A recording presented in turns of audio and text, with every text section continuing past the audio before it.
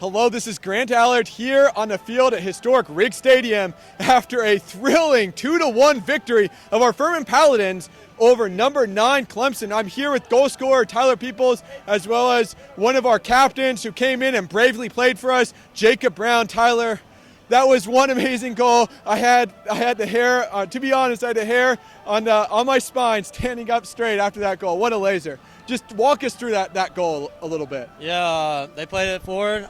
Their center back won it, and I was on my toes at the top of the 18, and just hit it first time and hoped it would go in. So ended up going in and got up 1-0, scored another one, Michael Gandier, and then they scored one, but we really held it down at the end. Jacob Brown coming in for his first game after an injury and doing very well. Props to the defense for all their shutouts this year. Obviously, Clemson pulled one goal back, but that's expected here in the Upstate Derby where anything can happen. So, Jacob, tell us a little bit about Coach Allison's defensive strategy coming to this game. Obviously, we have, I think, the number 3 or number 2 most stingy defense in Division I college soccer. What is Coach Allison's strategy for us?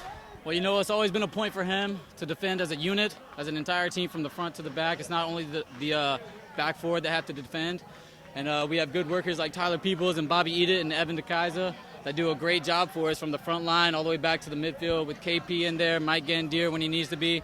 And overall, it's just a great team effort from the front to back. And we got to keep it going this season. Real quickly, I just want to discuss with both of these guys what this means for us as a program, what this result means. What does this result mean for you guys, both spiritually as well as in terms of the greater schemes of NCAAs? You know, I mean, it's hard to put into words. I mean, I think Ty and I both grew up watching people play on this field, and now that we're on a program where we can come to this field and own it, and this is our state, you know, it's a big deal. Good rivalry, good for in-state recruiting. This is huge. This is big. And that's right. It is a big win as Clemson are number 1 in the South. So, and we, Furman Soccer, are number 3. So we just beat the number 1 team in the South, number 1 team in our region. And the regions are how the NCAA bids are decided to be given out. So this is a huge win for our program, a huge win also in terms of pride. I think we've won now 5 out of the last 6 years, so an absolutely thrilling victory again, and we'll let these gentlemen go and finish their celebrations. Guys, thank you for your time. We appreciate you guys in Furman Soccer DRT. Thank you. Thank you very much, Tyler. Thanks, Grant. Thanks. And here we are, duly delivered. We have Coach Allison, but we also have a special treat because we have Coach Esquivel with us. Obviously, we're going to talk to him about that play that Michael Gandier was able to score off of. But first, Coach Allison, describe to us what this win means for the program. It's great. It's always tough to play here. So it's become a really good rivalry, and like you call it, the Upstate Derby. It's good. They're a very good team. They're ranked number 9 in the country. So to come in here and win here is tough. You know, they went last week to beat Chapel Hill and tied Wake, and we've come in and beat them on their own field. So proud of our guys because a lot of our kids stepped in for other kids tonight. Adrian was hurt a little bit, so Johnny stepped in. Johnny got hurt. Michael stepped in. You know, Jacob came back. I mean, it was really good. KP played a brilliant game in the midfield and really helped us. They're exhausted right now. But what a goal by Tyler Peoples. I mean, he's been scoring big goals for us all year. And then the second one was a play designed by my assistant coach here. And I said to them before the game, I got a feeling we're going to score on a free kick because we haven't scored on a free kick in about 2 years. Well, Coach Allison, and now we're going to shift focus to Coach Esquivel. Coach Esquivel, I've had the honor of being out at practice a little bit this week. I've seen you guys working on a lot of set pieces. Describe to us, how do you guys come up with something like that set piece? First, describe the set piece, and then describe to us how you come up with it. Well, you know, set piece is obviously a huge part of the game. Something that the entire coaching staff works extremely hard on with the players, and you know, they spend a lot of time off of training sessions working on their own. That particular play is one that we've actually run for a lot of years. I remember running that play when I was a player back in '99, 2000, 2001.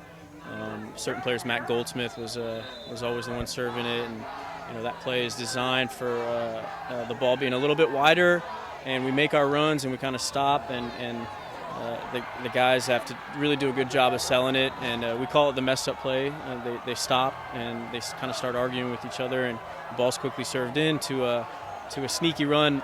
Today was by Michael Gandier by design, and you know, like Coach said, we've been pretty close for the past few games on our set pieces, and we just haven't been there. And tonight we had a feeling that it was going to come down to a set piece, and thankfully, against Clemson, number 9 team in the country, we were able to pull one off, and it ended up being a game-winning goal. So kudos to the guys because they've spent a lot of time working on that on their own.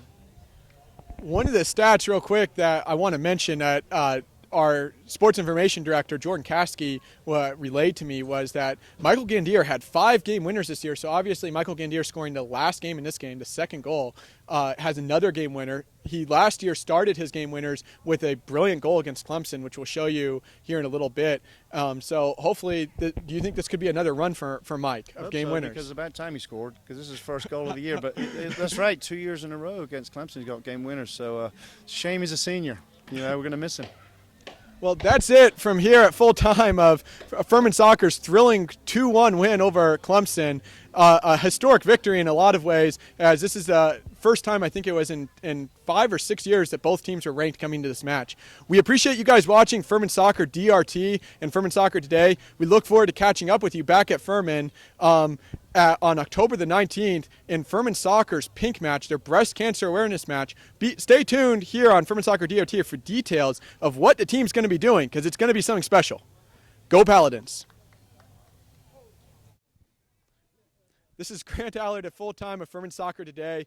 Obviously, we had some great interviews here. We'll get you the highlights. What an amazing game. That's all there is to say. The Upstate Derby is the game to watch every year. We hope that everyone in Division I men's college soccer is paying attention to this game, because this fixture is going to be on the schedules for a while, and it's going to be one that just keeps on going and keeps on delivering amazing college soccer. This is Grant Allard signing off. Go Paladins.